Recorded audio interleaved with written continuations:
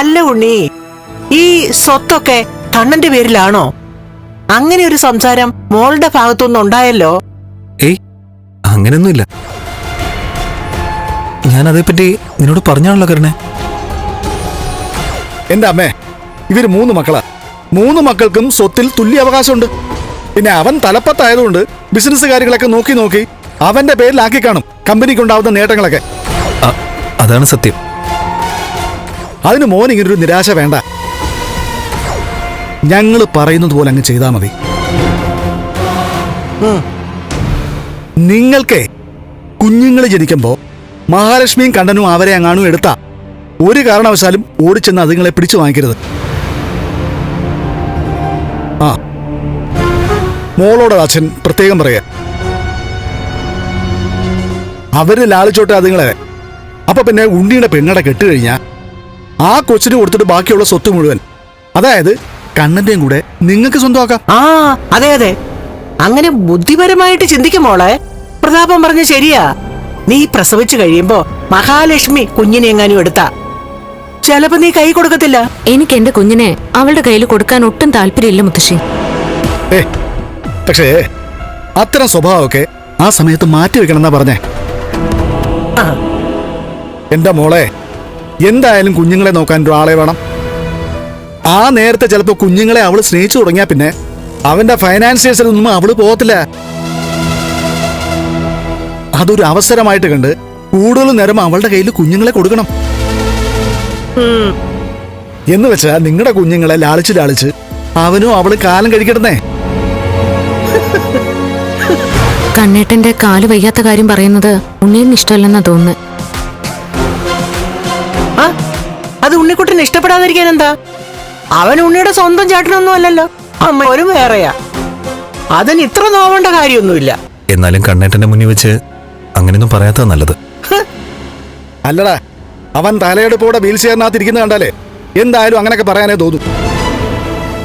ആ അതെ അതെ,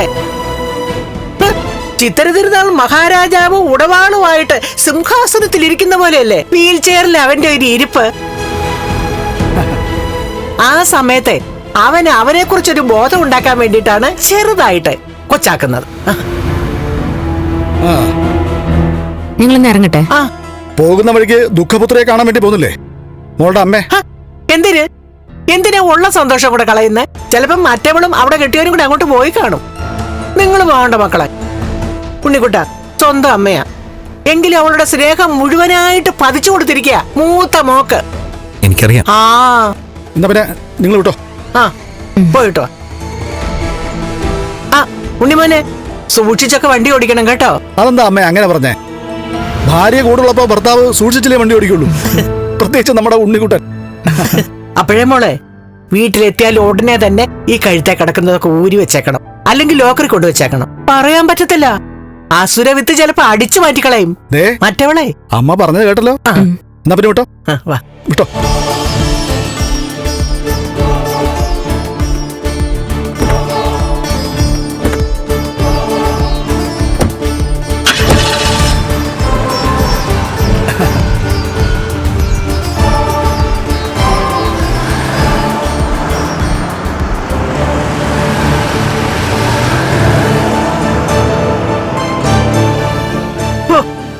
പ്രതാപ, എന്റെ മനസ്സ് നിറഞ്ഞു. എന്റെയും.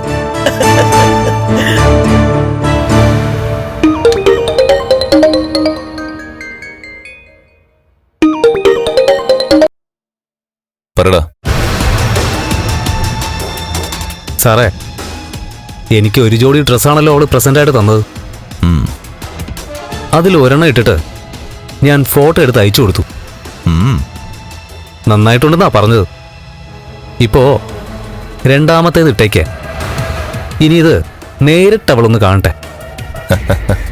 കൊണ്ടുപോയി കാണിക്കടാ, എന്നിട്ട് ഇടിച്ച് കേറടാ അവളുടെ ചങ്കിനകത്തോട്ട്.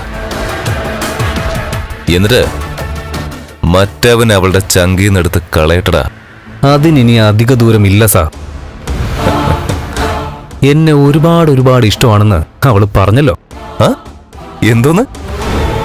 അങ്ങനെ പറഞ്ഞോ? അങ്ങനെ പറഞ്ഞില്ല. അതെനിക്ക് അറിയാവൂലടാ മോനെ. അവൾ അത്ര പെട്ടെന്നൊന്നും അങ്ങനെ പറയില്ല. ഞാൻ അവള് തന്ന ഡ്രസ് ഇട്ട് എന്റെ ഫോട്ടോ അയച്ചു കൊടുത്തപ്പോ നന്നായിട്ടുണ്ടെന്ന് മാത്രമല്ല, ഇഷ്ടപ്പെട്ടു ഒരുപാട് നാ തിരിച്ച് മെസ്സേജ് വന്നത്. ഫ്ലവേഴ്സ് സ്മാർട്ട് ഷോ ശനി ഞായർ ദിവസങ്ങളിൽ രാത്രി 9:30 ഫ്ലവേഴ്സിൽ.